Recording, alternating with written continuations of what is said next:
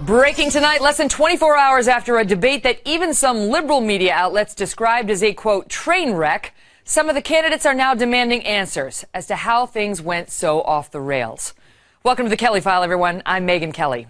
We have new reports tonight that several campaigns are furious, sounding off on the Republican National Committee and the moderators, and are now demanding changes for debates in the future. In fact, the 2-hour shout fest got so ugly last night between the CNBC hosts and some of the people on that stage that almost every candidate who participated has since made time to register their complaints. The moderators just didn't do their job last night in a number of areas. Not only were the questions snarky and divisive and non-substantive, they were just biased. We've turned this into a game show. And those of us who are running, you know, we're doing this with a very serious intent, and I just sometimes feel like that the whole process has gotten out of control. I think they obviously had an agenda, and when I compare them to the kind of questions that were asked of the Democrats in their debate, the difference is night and day. The audience was able to pick up on the bias. I saw more unity among the Republican field, mainly because they were all unified against the moderators. And the crowd also sensed that the moderators seem to be a bit biased with all of their questions. In these debates, the media tries. Every question is an insult. Every question is an attack. Every question is asking one Republican to attack another Republican. You know, they don't do that to the Democrats. So are the complaints justified? Was there really bias, or were there tough questions? Here's just a little of what unfolded. Is this a comic book version of a presidential campaign? It's not a comic book, and it's not a very nicely asked question the way you say that. I talked to economic advisors who have served presidents of both parties. They said that you have as much chance of cutting taxes that much without increasing the deficit as you would of flying away from that podium by flapping your arms. You want to bring the 70,000 pages to 3? That's right, 3 pages. Is that using really small type? What we should do is to be investing in all types of energy, John. All types of energy. And I've laid out... Meaning government? No, John. John, do you want me to answer? You want to answer? How are we going to do it? Because I got to tell you the truth. Even in New Jersey, what you're doing is called rude. So when the Sun Sentinel says Rubio should resign, not rip us off, when they say Floridian sent you to Washington to do a job, when they say you act like you hate your job, do you? Does that not speak to your vetting process or judgment in any way? You know, it speaks to the fact that I don't know that it's going. See, they know. The leading Republican candidate, when you look at the average of national polls right now, is Donald Trump. When you look at him, do you see someone with the moral authority to unite the country? Look at the questions. Donald Trump, are you a comic book villain? Ben Carson, can you do math? John Kasich, will you insult 2 people over here? Marco Rubio, why don't you resign? Jeb Bush, why have your numbers fallen? How about talking about the substantive issues people care about? Does this count? And now, as Senator Cruz suggested, let's contrast that with the tone and tenor of some of the questions to the Democrats. Now, this was on another network hosted just a week earlier. Governor Chafee, who or what is the greatest national security threat to the United States? So, Governor O'Malley, please tell Anna how you would protect the environment better than all the other candidates up on that stage. Secretary Clinton, what would you do for African Americans in this country that President Obama couldn't? Senator Sanders' plan to expand Social Security, to make Medicare available to all Americans. Is that something that you would support? We have got a terrific panel of nearly 30 voters lined up for you tonight. Folks from all political backgrounds, some of whom will be casting a ballot for the very first time.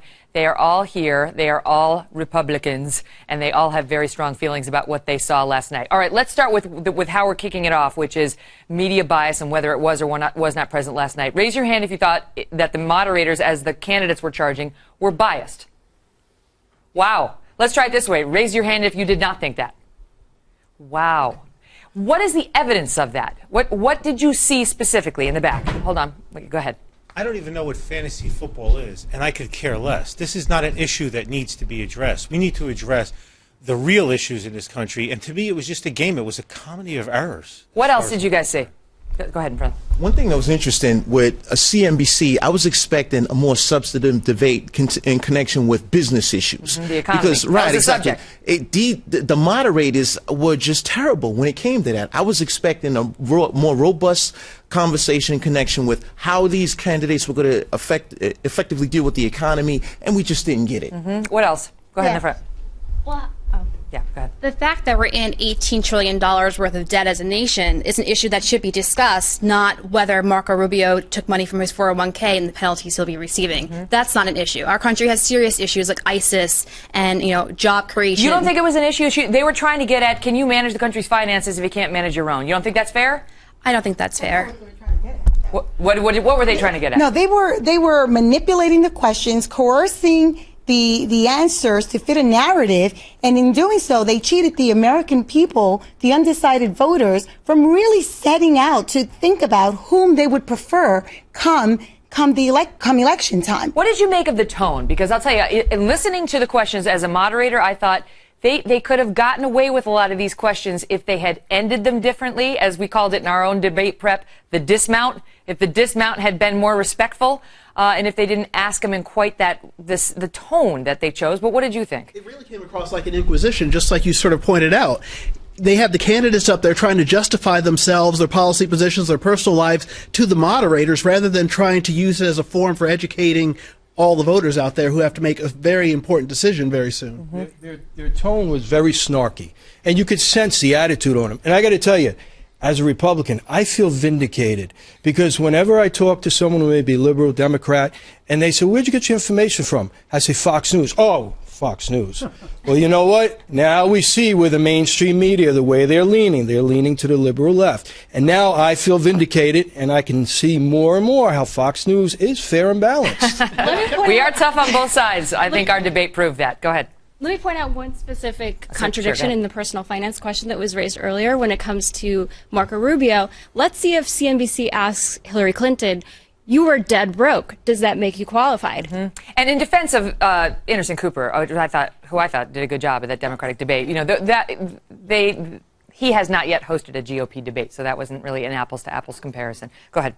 The moderators were also argumentative. They tended to interrupt. They were disruptive. They interrupted the answers, and I found that they were argumentative with the candidates.